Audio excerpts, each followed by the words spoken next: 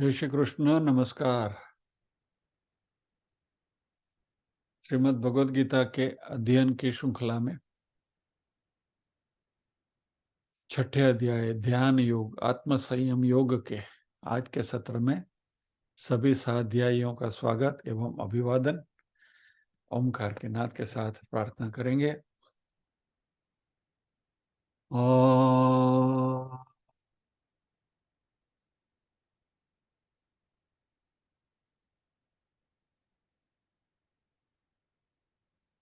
ओम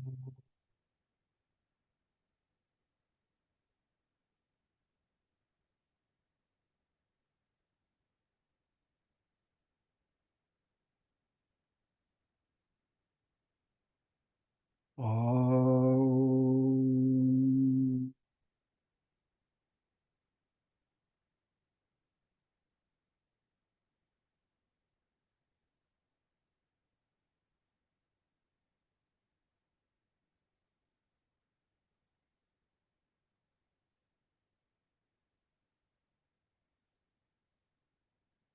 वक्रतुंड महाकाय सूर्यकोटि समप्रभ निर्विघ्नं कुरु मे देव सर्वकार्येषु सर्वदा। या कुन्देन्दुतुषारहारधवला या शुभ्रवस्त्रावृता या वीणावरदण्डमण्डितकरा या श्वेतपद्मासना या ब्रह्माच्युतशङ्कर प्रभृतिभिर्देवैः सदा वन्दिता सा मां पातु सरस्वती भगवती निःशेषजाड्यापहा। वसुदेवसुतं देवं कंसचाणूरमर्दनं देवकी परमानन्दं कृष्णं वन्दे जगद्गुरुम्। ॐ सहना भवतु सहनौ भुनक्तु सह वीर्यं करवावहै तेजस्विनावधितमस्तु मा विद्विषावहै। ॐ शान्ति शान्ति शान्तिः। यत्र योगेश्वर कृष्णो यत्र पार्थो धनुर्धरः तत्र श्रीर्विजयो भूतिर्ध्रुवा नीतिर्मतिर्मम।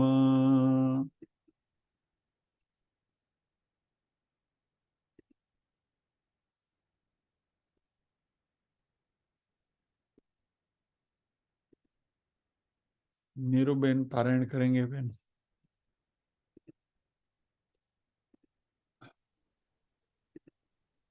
एक से पांच। ओम श्री परमात्मने नमः। आत्म संयम योगो अथ षष्ठोऽध्यायः। श्री भगवानुवाच अनाश्रितः कर्मफलं कार्यं कर्म करोति यः स सन्न्यासी च योगी च न निरग्निर्न चाक्रियः। यं सन्न्यासमिति प्राहुर्योगं तं विद्धि पाण्डव। न ह्यसन्न्यस्तसङ्कल्पो योगी भवति कश्चन। आरुरुक्षोर्मुनेर्योगं कर्म कारणमुच्यते। योगारूढस्य तस्यैव शमः कारणमुच्यते। यदा हिनेन्द्रियार्थेषु न कर्मस्वनुषज्जते सर्वसङ्कल्पसन्न्यासी योगारूढस्तदोच्यते उद्धरेदात्मनात्मानं नात्मानमवसादयेत् आत्मैव ह्यात्मनो बन्धुरात्मैव रिपुरात्मनः। जय श्री कृष्ण। जय श्री कृष्ण बहन।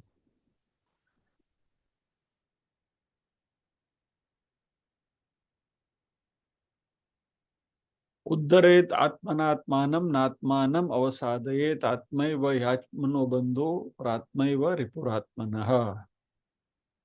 अपना उद्धार अपने आप करना है, अपने आप को नीचे भी नहीं गिराना है। न आत्मनम अवसादयेत, आत्मा ही आत्मा का मित्र है और आत्मा ही आत्मा का शत्रु भी है।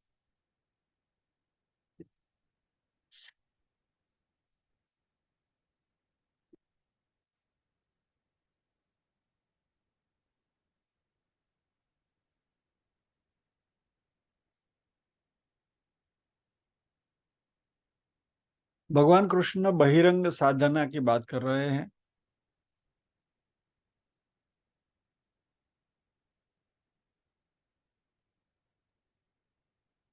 पहले 4 श्लोकों में स्थिर मन की बात करी, योगारूढ़ की बात करी कि योगारूढ़ होने के लिए क्या क्वालिफिकेशन है, उसकी बात करी। हमें विषम परिस्थितियों में भी समता से रहना है, अपने मन को बहुत विचलित नहीं करना है और भविष्य की चिंता अननेसेसरीली नहीं करते रहनी है। ये सब बातें हमने देखी, जिसको हम समत्वम कहते हैं। यहाँ भगवान एक और बहिरंग साधना की बात कर रहे हैं और वो है पुरुषार्थ। अपनी काबिलियत, अपना प्रयत्न, अपना पुरुषार्थ और अपनी जो विवेक बुद्धि है उसका कैसे उपयोग करना। ये बात बहुत महत्व की है। हमारे रोज बरोज के जीवन में काम आने वाली ये बातें हैं, तो इसके ऊपर जरा अच्छी तरह से गौर करिएगा।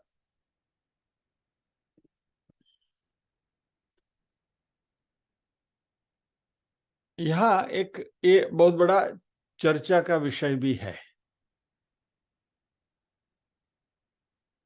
यदि सब कुछ पूर्व निश्चित है, ऐसा कहा जाता है, तो क्या सही में ऐसा है क्या? एक नॉर्मल मान्यता है या तो जो कहा जाता है कि भाई भगवान की मर्जी के सिवा पत्ता भी नहीं हिल सकता। बराबर है? यह सेंटेंस हमने कई बार सुना है, बार बार सुना है कि भाई भगवान की इच्छा के बिना कुछ नहीं होता, पेड़ का एक पत्ता भी नहीं हिलता।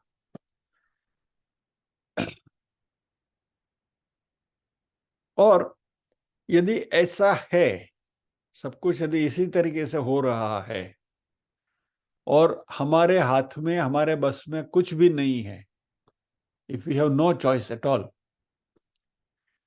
कल क्या होने वाला है और सब कुछ हमारे प्रारब्ध में ऑलरेडी लिखा गया है क्या, तो फिर हमें कुछ करने की जरूरत ही नहीं है। ये फेटालिज्म हो गया ना। यदि सब कुछ पूर्व निर्धारित है और जैसे हमारे प्रारब्ध में लिखा गया है वैसा ही होने वाला है, बराबर, तो कुछ करने की जरूरत नहीं। नौकरी धंधा सब बंद करके घर में बैठ जाओ ना। हिलने की भी जरूरत नहीं, बैठे रहो अपने टेबल पे, भोजन आ जाएगा जहां बैठे हैं वहां। और यदि आपकी उदर तृप्ति भी यदि पूर्व निर्धारित है तो भोजन भी आपके पेट में अपने आप कैसे भी कुछ भी यंत्रणा से चला जाएगा। यदि सब कुछ पूर्व निर्धारित है तो एवरीथिंग इज प्री डिटरमिन्ड, हमें कुछ करने की जरूरत नहीं है। ये फेटलिज्म है। यानी जो वीक माइंडेड पीपल है, जिनका मन बिल्कुल दुर्बल है, दुर्बल लोग, मन से जो लोग दुर्बल हैं, वो ऐसा सोचते हैं, क्या करे भाई, सब कुछ भगवान के हाथ में है, अपने हाथ में कुछ नहीं है, तुमको कुछ करना नहीं है क्या। तो ऐसे जो फेटलिस्ट लोग हैं, उसके सामने यह भगवान वार्निंग दे रहे हैं क्या, कि उद्धरेत आत्मनात् आत्मानम, आप अपना उद्धार आप करने के लिए सक्षम है।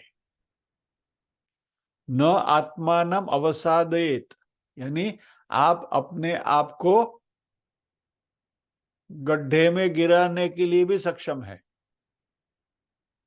You are responsible for your rise and you are equally responsible for your downfall also. यानी अपनी प्रगति या तो अधोगति दोनों भगवान कहते हैं कि वह आपके ऊपर निर्भर है।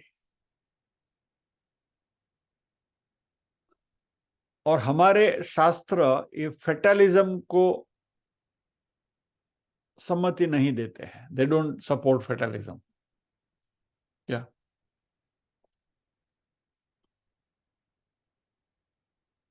अच्छा, अभी यहां दो शब्द अंग्रेजी के बहुत अच्छे हैं, फेट एंड फेटलिज्म। प्रारब्ध और प्रारब्धवाद, फेटलिज्म यानी प्रारब्धवाद। और इस बात को जरा अच्छी तरह से समझिए। हाँ, हमारे शास्त्र प्रारब्ध की बात करते हैं, लेकिन प्रारब्धवाद को अनुमोदन नहीं देते हैं। Do you understand? Our scriptures, they talk about fate, but they do not support fatalism. और ये फेट एंड फेटलिज्म, प्रारब्ध और प्रारब्धवाद, दो अलग अलग चीजें हैं। इसको अच्छी तरह से समझ के चलना होगा।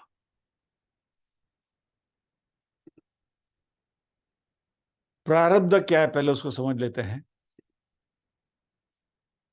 वी हैव डिस्कस दिस, पहले भी हम उसकी चर्चा कर चुके हैं, फिर से क्विकली इसको हम ये कर लेते हैं, रिकॉल कर लेते हैं।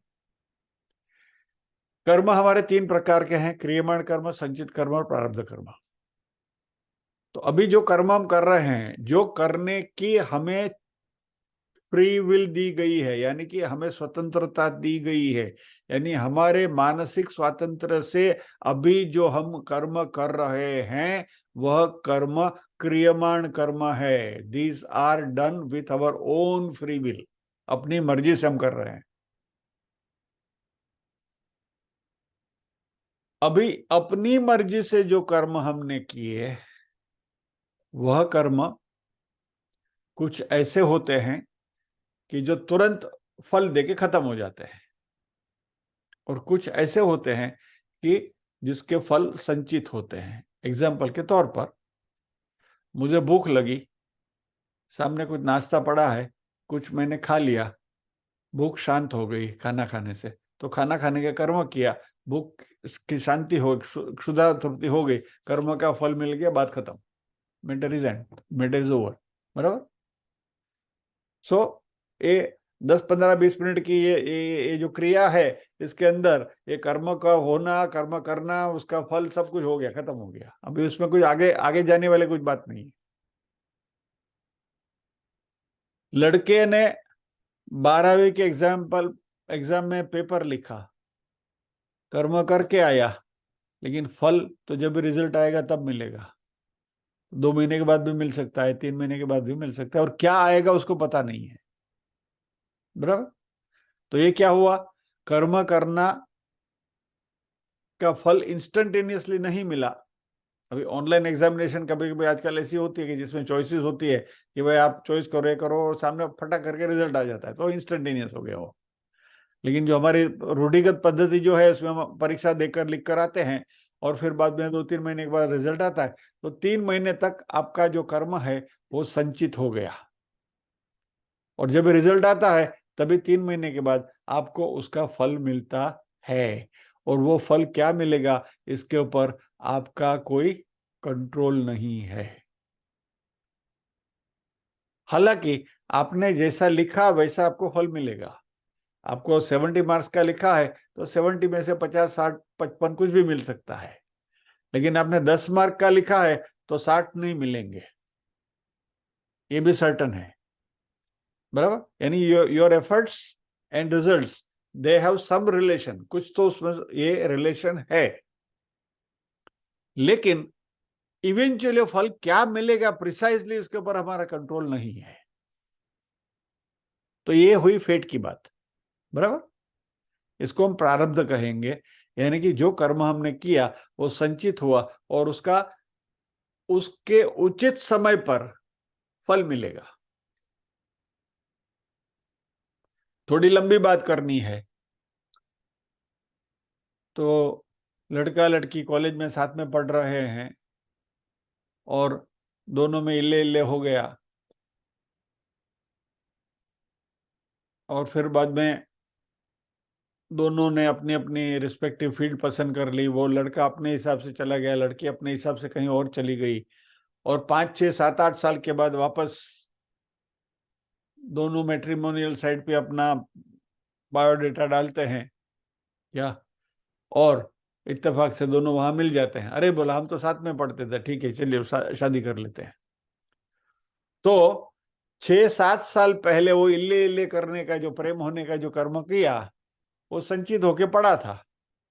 जब भी उसका प्रॉपर समय आया, उनकी दोनों की शादी के समय आया और प्रॉपर एज उनकी हुई, वो ही कर्म फलद्रूप होकर प्रारब्ध बनकर सामने आया और वो उन्होंने शादी कर ली।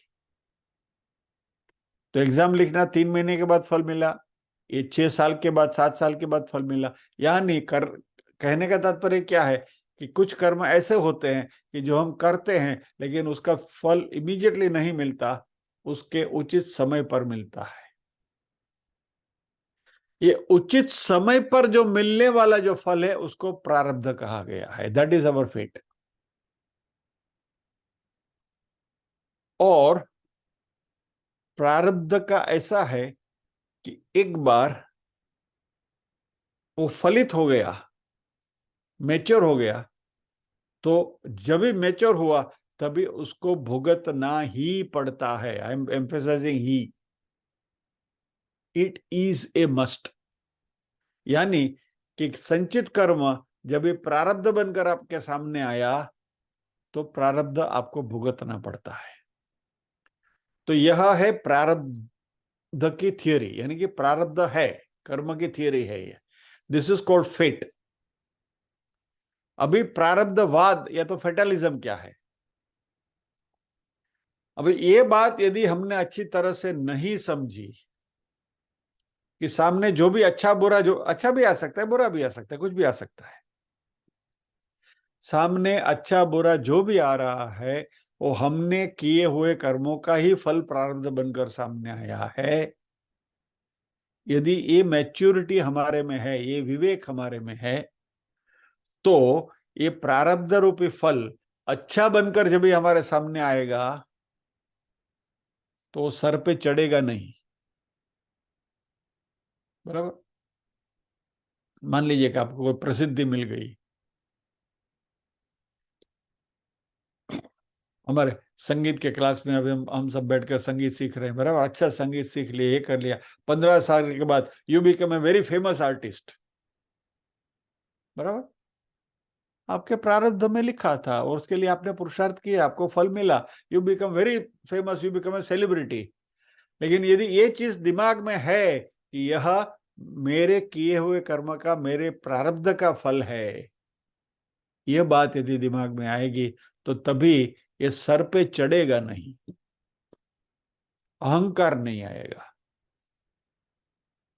यानी जब भी फेवरेबल सिचुएशन जीवन में आती है तभी यदि इस प्रारब्ध की बात को हम अच्छी तरह से समझें तो हमारे सर पे चढ़ेगा नहीं, अहंकार आएगा नहीं। और ये बात बार बार हम यहाँ कहते हैं और मैं फिर भी दोहराता हूं, संतति, संपत्ति और प्रसिद्धि, बराबर, ये तीनों प्रारब्ध की देन है। आपकी अच्छी संतति, घर में अच्छे बच्चे होना, बराबर। संतति में आप सारे रिलेशन सब पकड़ लीजिए, बराबर। घर में हमारे जो भी संबंध है, मित्र, घर वाले संबंधी, सगे संबंधी, सब ये संतति में आ जाते हैं। ऑल रिलेशंस, संपत्ति, वेल्थ, और प्रसिद्धि, कीर्ति। कीर्ति भी प्रारब्ध से आती है।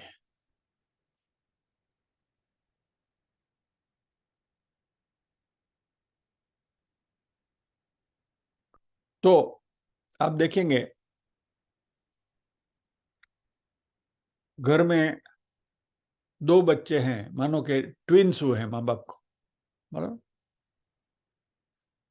और ये दो ट्विंस की आप बॉलीवुड में ये कहानियां बहुत बतलाते हैं क्या, एक बहुत बड़ा रईस हो जाता है और दूसरा कोई गुंडा बनता है क्या, दोनों जुड़े भाई हैं, बराबर। ये तो ऑफ कोर्स बॉलीवुड की कहानियां हैं, लेकिन दोनों के जीवन में बहुत फर्क दिखाई देता है। एक को सुख मिलता है, एक को दुख मिलता है। एक बेचारा खाने के लाले हैं और दूसरे के पास अब्जों रुपये हैं, वगैरह वगैरह वगैरह। तो ये संपत्ति जो है वह प्रारब्ध से मिलती है। वैसे कीर्ति भी, वैसे दो जुड़वे भाई हैं, एक की प्रसिद्धि है, दूसरे की बिल्कुल नहीं, दूसरे कोई जानता भी नहीं है, होता है ना। हमारे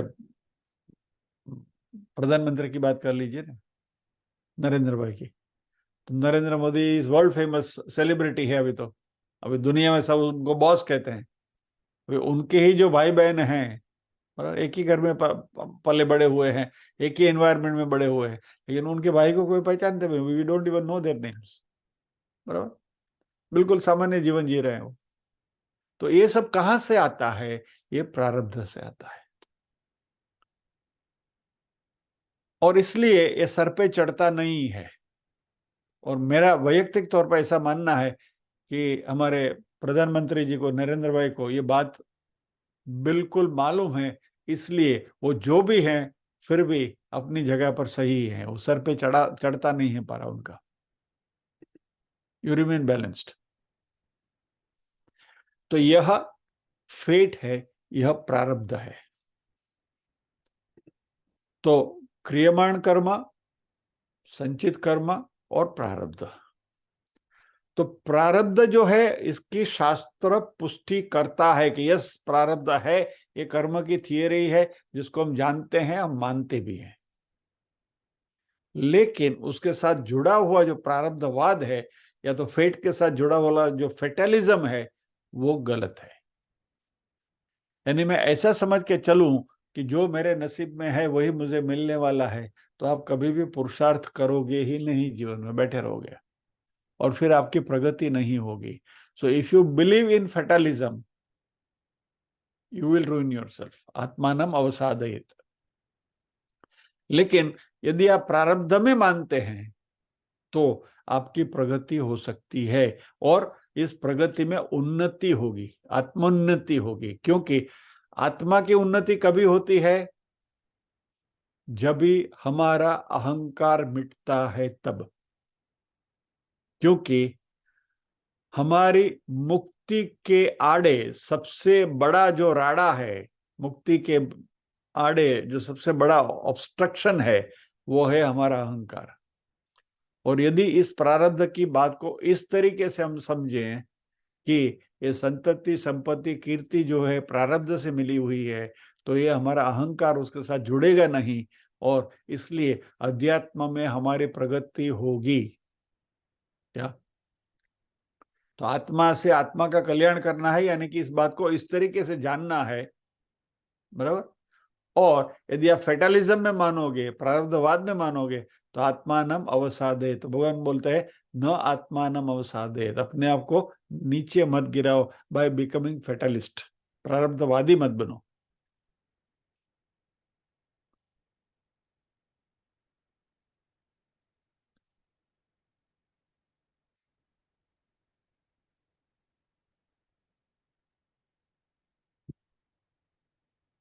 Now,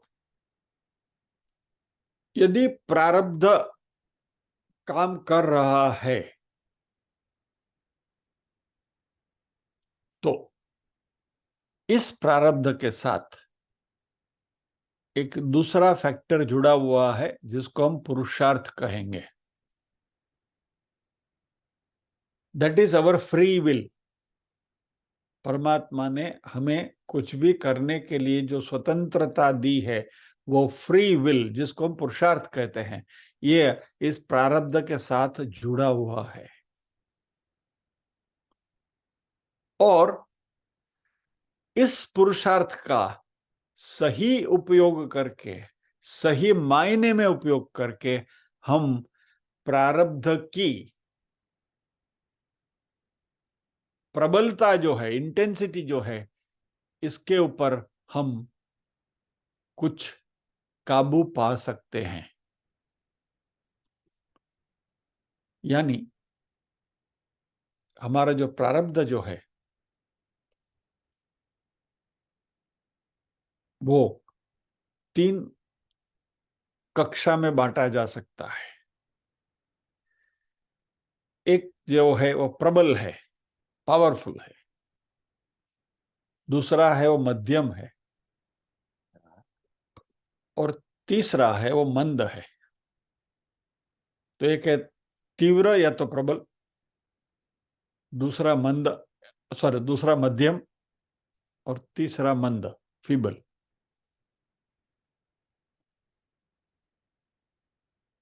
अभी यहां जो बात हो रही है वह हमारे पुरुषार्थ को इस प्रारब्ध के साथ कैसे लिंक करना, इसके बारे में हमें देखना है।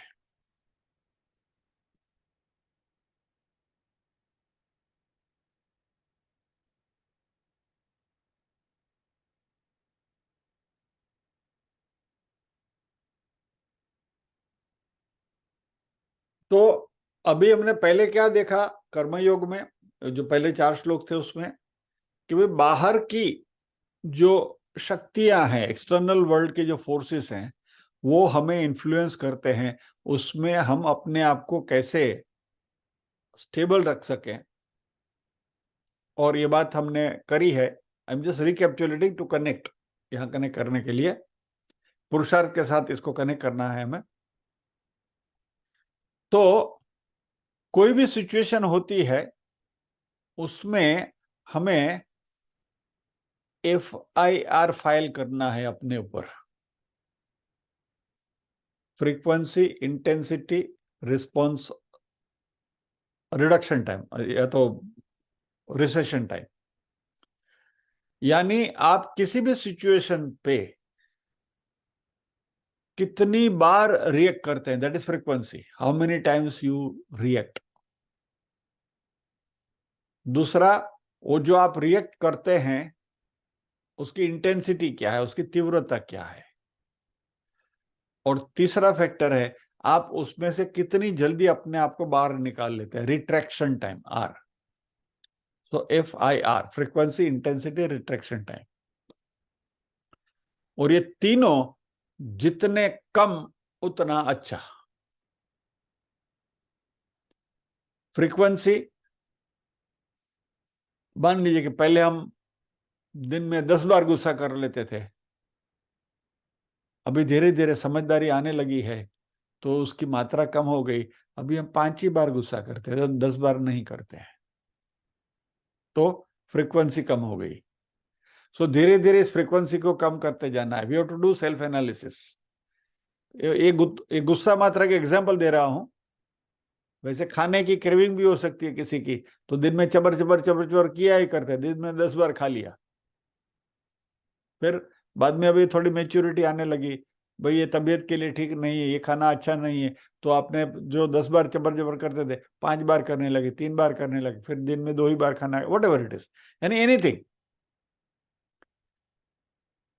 पैसा खर्चा करने की आदत है, उसमें भी फ्रीक्वेंसी देख ले। शॉपिंग करने के लिए हमारे बहनों को तो ये इट इज देयर हॉबी, चलो साड़ी की दुकान में सेल लगा है या तो यहाँ सेल लगा है, चल पड़े पैसे लेकर। तो पहले महीने में 4 बार सेल में जाते थे, अभी 2 बार जाते हैं, 1 बार जाते हैं। तो फ्रीक्वेंसी कम हो गई, फर्स्ट थिंग। अभी इंटेंसिटी, गुस्सा करते हैं, पहले 10 बार करते थे, अभी 3 बार ही करते हैं, लेकिन 3 बार भी इतना जोर से करते हैं कि सारे परिसर को पता चलता है कि अभी इस भाई का पारा गया है, उसको कुकर की सीटी फटी है, बुम। तो फ्रीक्वेंसी कम हुई, लेकिन इंटेंसिटी वही की वही रही। तो ये इंटेंसिटी को कम करना सीखना है कि भाई गुस्सा भी आए तो कम करें। वही शॉपिंग एग्जाम्पल लेते हैं, तो शॉपिंग पहले महीने में 4 बार जाते थे, अभी भले 2 ही बार जाते हैं सेल में, लेकिन गए तो सीधा 10, 12, 15 हजार रुपया, 20 हजार रुपया खर्चा करके आ गए। इंटेंसिटी। अभी सोचते हैं नहीं, जरूरत नहीं है चीज की, नहीं लेना है, भले आधे आधे आधे दाम में मिल रहा है, 20% में मिल रहा है, फिर भी नहीं लेना, it is of no use, नहीं लेना है। तो वो जो पहले 10 हजार रुपया फूंक के आते थे, अभी 2 हजार में काम करके आ जाते हैं, यानी इंटेंसिटी कम हो गई। एंड तीसरा है रिट्रैक्शन टाइम। गुस्सा करने की इच्छा हो गई, आया गुस्सा, गुस्सा किया नहीं। या तो पहले 10 मिनट चिल्लाते थे, अभी फौरन आपने अपने आप को संभाल लिया और 1 मिनट में, 2 मिनट में शांत हो गए। तो दैट इज रिट्रैक्शन टाइम। जितना कम समय में आप अपने आप को संभाल ले सको, उतना अच्छा है। तो जीवन की किसी भी विषम परिस्थिति में, सुख और दुख दोनों में, ये एफआईआर हमें अपने ऊपर फाइल करना है आध्यात्मिक उन्नति के लिए। फ्रीक्वेंसी, इंटेंसिटी, रिट्रैक्शन टाइम, ये जब भी हम करेंगे। अच्छा, अभी सॉरी, ये इंटेंसिटी के ऊपर एक और बात कर लूं। इंटेंसिटी में भी हमारा कैसे होता है, सिचुएशन आपके सामने आई, आइदर यू रिस्पॉन्ड और यू रिएक्ट और यू रिटॉर्ट और यू रेडिक्यूल। ये चारों आर से आते हैं, इसके ऊपर जरा गौर कीजिएगा। Respond, react, retort, ridicule. और हम उल्टी दिशा में ज्यादा जाते हैं। हमारा पहला रिएक्शन होता है रिडिक्यूल का, अरे ऐसा होता है क्या, stupid. First is ridicule. Intensity में जब बढ़ती है, फर्स्ट वी रिडिक्यूल, चुप बैठ, ऐसा नहीं होता है। रिडिक्यूल से हम शुरुआत करते हैं। या तो वी रिटॉर्ट, नहीं नहीं ऐसा नहीं होगा, थोड़ी तीव्रता होती है, रिटॉर्ट। तीसरा है रिएक्ट, जिसको हम कहते हैं नी जर्क रिएक्शन। सिचुएशन कोई सामने आई, खटाक करके हमने रिएक्ट कर दिया बिना सोचे। ये जो रिएक्शन है, ये सब रिडिक्यूल, रिटोर्ट, रिएक्ट, ये सब बिना सोचे होता है, इंस्टेंटेनियसली आता है, नी जर्क। और चौथा जो है, जो पहले मैंने बताया, दैट इज रिस्पॉन्ड, यानी you respond to a situation, यानी आप इमीडिएटली उसके ऊपर अपना मनोभाव प्रदर्शित नहीं करते, सोचते हैं बोलना चाहिए कि नहीं, जरूरत नहीं तो नहीं बोलेंगे, और जरूरत पड़ेगी तो भी आराम से बोलेंगे।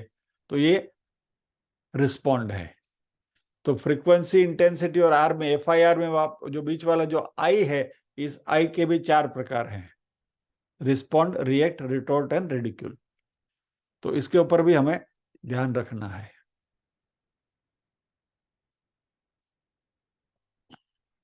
तो पहले हमें अपने आप को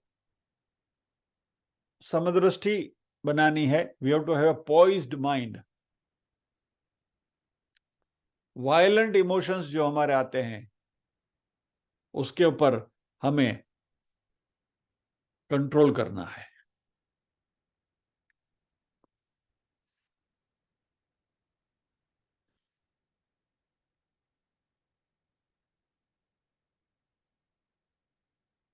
आप स्कूटर या बाइक चलाते हैं, बराबर।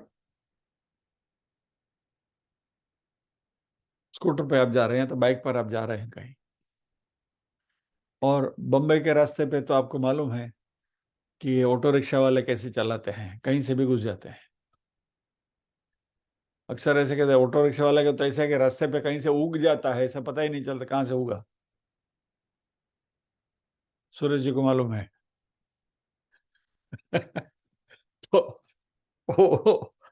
उन्हीं की बात मेरे दिमाग में आ रही है। आप वो साइकिल चला रहे थे, या तो आप बाइक चला रहे हैं, साइकिल चला रहे हैं, और ऑटो रिक्शा वाला कहीं से भी आया और आपको ठोक दिया, बराबर। और फिर आपको भुगतना पड़ता है। अभी इसमें क्या होता है कि या तो आपका कंट्रोल सही नहीं है, एक्सीडेंट की बात में अलग है, लेकिन यदि आपका कंट्रोल सही नहीं है, या आप स्कूटर या बाइक चला रहे हैं और वो चलाने के ऊपर आपका पूरा कंट्रोल नहीं है, तो आप गिर सकते हैं, अपने आप को इजाग्रस्त कर सकते हैं। लेकिन यदि आप सधे हुए ड्राइवर हैं, आपका कंट्रोल है, तो वो ठोकर लगने के बावजूद भी आप गिरोगे नहीं, ऐसा ऐसा ऐसा करके अपने आप को संभाल लोगे, and you will move on. ऐसा ही कुछ हमारे दिमाग का है। इसलिए योगारूढ़ शब्द का प्रयोग किया था अगले श्लोक में। आरूढ़, उसके ऊपर हम, बराबर, हम हमारे मन के ऊपर आरूढ़ हुए हैं, सवारी कर रहे हैं। और वो सवारी करने में हम कितने सक्षम है, वह बाहरी फैक्टर्स हमें कितने भी टक्कर लगा दे, लेकिन हम अपने आप को संभाल लेते हैं क्या, दैट इज समत्वम। ये इमोशनल मैच्योरिटी, इमोशनल हेल्थ, यानी कोई भी सिचुएशन है उसमें अपने आप को संभाल लेने की क्षमता, मानसिक तंदुरुस्ती, जिसको हम समत्व कहते हैं, इसकी बात हम कर रहे थे। और अभी यहां जो बात हमने करना है प्रारब्ध से कनेक्ट करते हुए, कि अभी प्रारब्ध हमारे सामने आ गया, वो प्रारब्ध अभी अपनी औकात दिखा रहा है, let me use this word, बराबर। और उस प्रारब्ध की वजह से आपको अच्छे दिन भी मिले हैं या तो बुरे दिन भी मिले हैं। तो अभी यहां आप कैसे उसको रिएक्ट करते हो, बराबर, उसको आप कैसे लेते हो। और यहां इसके साथ आपका पुरुषार्थ जुड़ता है। और ये पुरुषार्थ वाली जो बात है ना, वह मात्र मनुष्य के लिए है, मनुष्यतर प्राणी में नहीं है, या तो मनुष्यतर योनि में नहीं है। पेड़ पुरुषार्थ नहीं कर सकता, पशु पक्षी पुरुषार्थ नहीं करते हैं, उनका तो उनका जो फेट है वही, वो घोड़ा है तो घोड़ा ही रहेगा, गधा है गधा रहेगा, पोपट है तो पोपट रहेगा, कौवा है तो कौवा रहेगा। वो कौवे में से मोर नहीं बन सकता। हम मनुष्य देव बन सकते हैं, और ये बनने की शक्ति भगवान ने हमें प्रदान के रखी, जिसको हम पुरुषार्थ कहते हैं। क्या?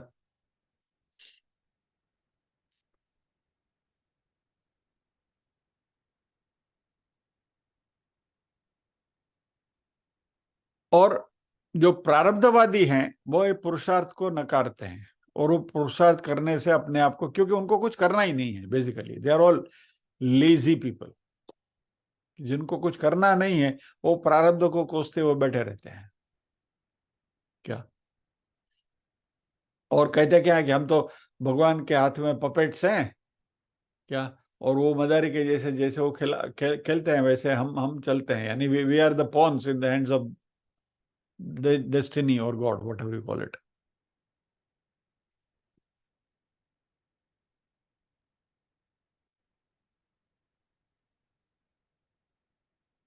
अभी ये जो प्रारब्ध है वो भी जैसे हमने देखा दो प्रकार का हो सकता है, अच्छा और खराब। हमारी बम्बईया भाषा में देयर इज अ फ्रेज, इसका बैड लक ही खराब है। बैड लक ही है भाई, अभी उसमें खराब होने का क्या है, लेकिन बोलते हैं हम उसका बैड लक ही खराब है। पुण्य प्रारब्ध या तो पाप प्रारब्ध, अच्छा प्रारब्ध या तो बुरा प्रारब्ध। क्या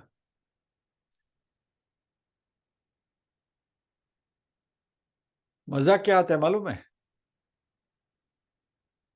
कि जब भी हम अपने अच्छे प्रारब्ध के साथ जुड़ते हैं, यानी कि आपकी परिस्थिति अच्छी हो गई, यू गेट गुड थिंग्स, आपको धन मिला, कीर्ति मिली, प्रसिद्धि मिली, तो आपको पुरुषार्थ याद आ जाता है। देखा मैंने किया,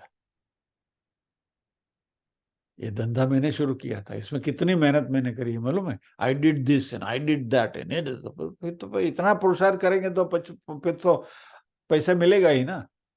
या तो ऐसा ऐसा किया मैंने तो फिर ये प्रसिद्धि मिलना तो लाजिम है। मैंने गली के इससे चालू किया था, उसमें से कॉर्पोरेटर बना, एमएलए बना, एमपी बना, मिनिस्टर बन गया अभी। क्या, तो ये तो मेरा पुरुषार्थ है, मैंने किया, it's my success, I am a self made man. तो जब अच्छा प्रारब्ध हमारे सामने आता है, तब हमें हमारा पुरुषार्थ याद आता है, और जब भी बुरा पुरुषार्थ हमारे सामने आता है, when the bad time comes, तभी हम प्रारब्ध को कोसते हैं, तभी हम पुरुषार्थ को नहीं सोचते हैं।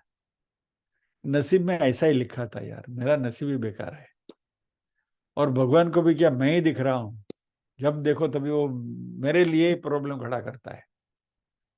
क्या, यानी जब भी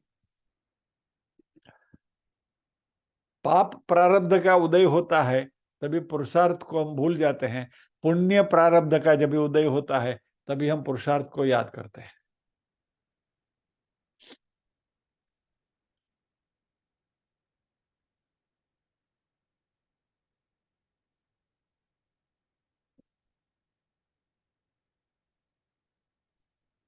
अभी इस पुरुषार्थ और प्रारब्ध दोनों को साथ में लेकर चलना, यह शास्त्र संगत है।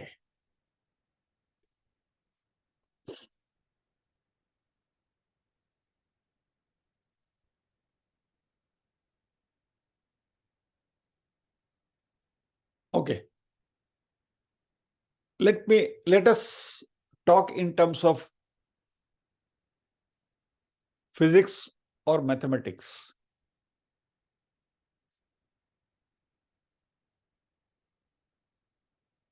पुरुषार्थ और प्रारब्ध,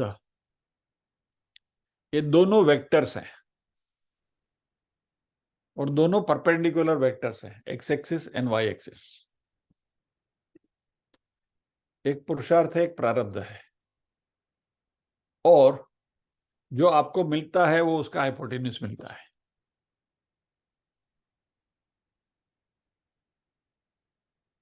यानी ये दो वेक्टर्स का जो रिजल्ट मिलता है, you get is the result of these two vectors playing simultaneously.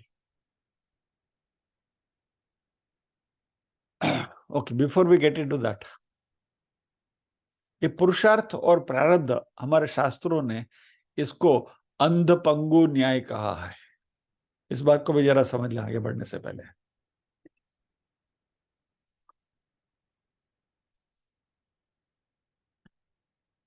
पुरुषार्थ है अंधा है, और प्रारब्ध है वो पंगु है, लंगड़ा है। प्रारब्ध अपने आप नहीं चल सकता, just by destiny you can not reach anywhere. Of course हम कहते हैं कि मेरा प्रारब्ध अच्छा था, ये हो गया, लेकिन ऐसा नहीं होता है। उसके साथ कहीं ना कहीं पुरुषार्थ जुड़ा होना रहना चाहिए। मान लो कि आपके नसीब में करोड़पति बनना लिखा हुआ है, लेकिन आप कुछ भी ना करो, केबीसी में जाकर आप हिस्सा भी ना लो, तो भले ही आपके नसीब में करोड़पति बनना लिखा है, वो करोड़पति घर में आके टपकेंगे नहीं। यानी बोलते हैं भगवान जब भी देता है तभी छप्पर फाड़ के देता है, भगवान कभी छप्पर फाड़ के देता नहीं है, ये बात गलत है। आपके नसीब में कुछ है, आपको जरूर मिलेगा, लेकिन उसके साथ आपको पुरुषार्थ करना पड़ता है, कुछ ना कुछ करोगे तो ही वो पाओगे, ये बात समझ लेके चले। तो प्रारब्ध है वो पंगु है, अपनी जगह से अपने आप हिल नहीं सकता। यानी करोड़ रुपए चलकर आपके पास नहीं आएंगे, वो करोड़ रुपए तक आपको पहुंचना पड़ेगा, उसके लिए पुरुषार्थ करना पड़ेगा। और पुरुषार्थ है ना, वो अंधा है, दिशाहीन है। मान लीजिए कि मेरे प्रारब्ध में कुछ नहीं लिखा है, मान लीजिए कि मुझे हिंदी फिल्म का सुपर हीरो बनना है, अमिताभ बच्चन को पीछे छोड़ छोड़ देना है, I want to be number 1। उसके लिए मैं कितना भी पुरुषार्थ करूं, मेरे प्रारब्ध में नहीं है, तो मैं सुपर हीरो नहीं बन सकता।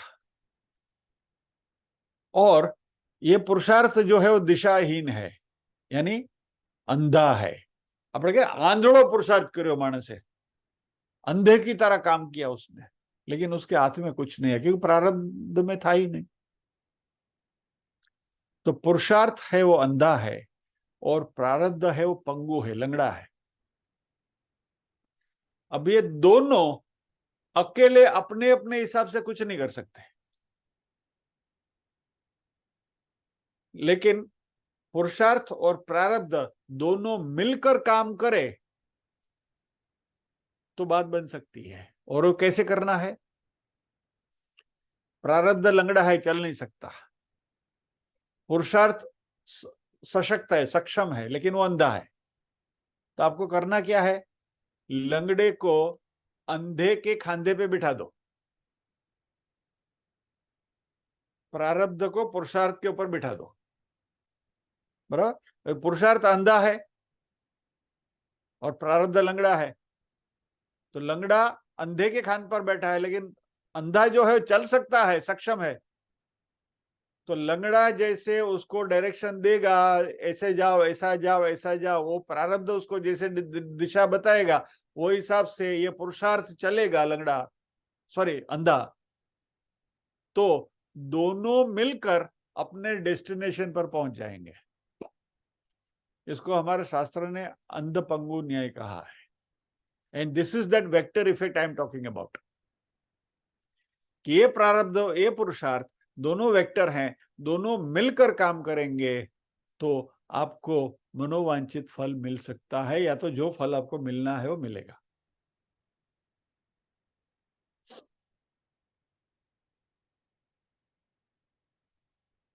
इसलिए कभी भी अकेला पुरुषार्थ के बारे में मत सोचो, अकेला प्रारब्ध के बारे में मत सोचो, दोनों को साथ में लेकर चलो।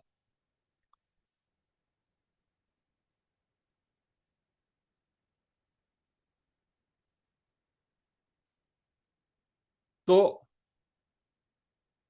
विधि ज्यादा पावरफुल है या तो मति ज्यादा पावरफुल है? मति यानी कि पुरुषार्थ, और विधि यानी कि प्रारब्ध।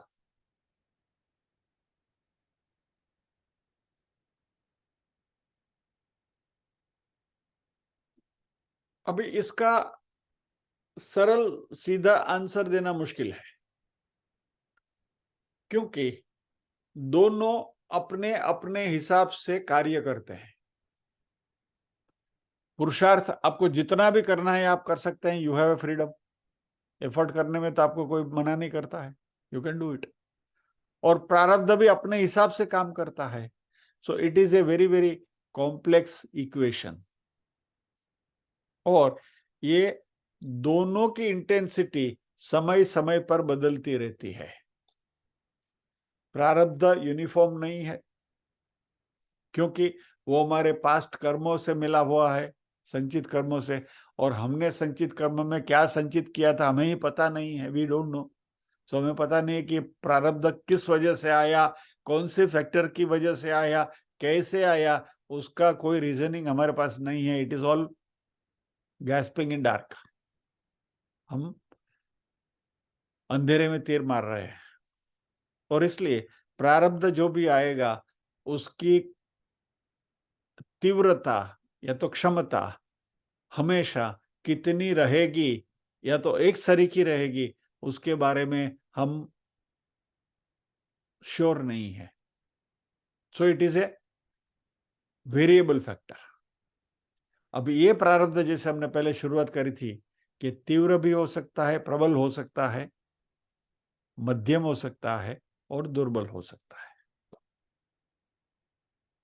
क्या तीन ग्रेड में इसको बांट लेते हैं। चलिए, यानी on a scale of 1 to 100 तीव्र प्रारब्ध 67 to 100 में जाएगा, मध्यम प्रारब्ध जो 33 to 67 में जाएगा और जो दुर्बल है वो 1 से 33 के बीच में जाएगा। ऐसा 3 हिस्से में उसको बांट दो, बराबर। एक्चुअली प्रारब्ध 1 से 100 के बीच में कहीं भी चल सकता है, between 1 to 100 it can be anywhere, लेकिन फॉर आवर कन्वीनियंस इसको हम 3 डिवीजन में बांट लेते हैं समझने के लिए, ठीक है।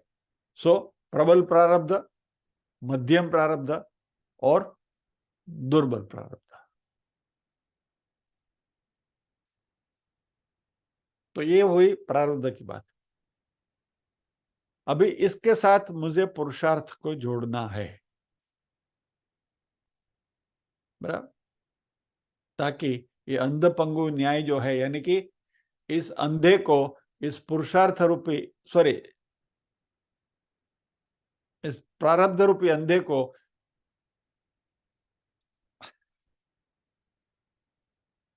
प्रारब्ध रूपी लंगड़े को पुरुषार्थ रूपी अंधे के कंधे पर बिठाना है, बराबर।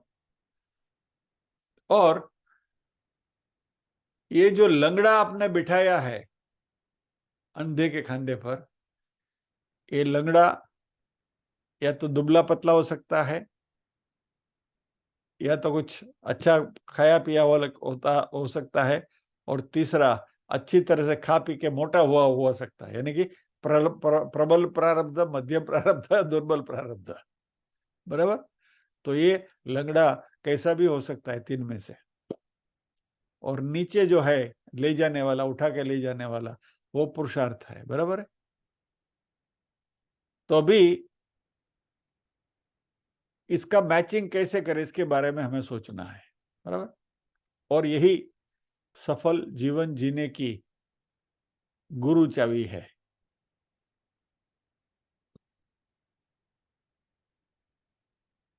नेक्स्ट फ्राइडे को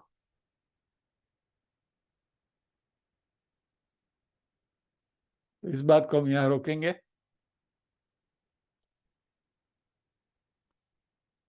प्रार्थना करेंगे।